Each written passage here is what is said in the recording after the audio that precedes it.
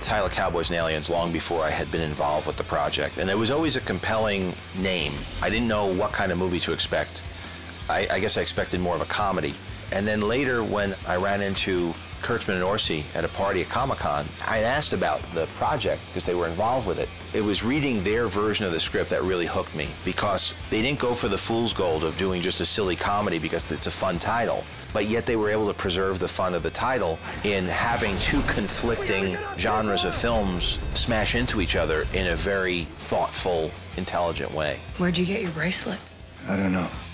I was lucky enough to get sent the script and read the title and thought, well, this is obviously going to be a very funny movie. And actually, when I read it, was sort of incredibly pleasantly surprised to find out that it was a movie that was funny, but also was out to making the most authentic Western that it could. And I've always harbored this secret desire to play a cowboy, so it kind of fitted nicely. I loved that it was going to be such a challenge. It was such an interesting new idea. The originality of the material really drew me in. You know, this was a big, giant adventure movie that wasn't based on a superhero movie. It's not a sequel. And I thought it was a really good idea. And I loved the way it was being approached, with a real reverence for the Western genre. I figure you owe me. I don't see it that way. I was attracted to the chance to do a Western. The people who were involved in it are people whose work I admire. I was very pleased that they were ambitious enough to try and make a film with real human behavior in which weird stuff happens.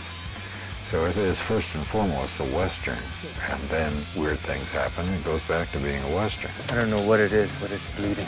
This film is about occupying foreign lands and killing the people there and using them and manipulating them.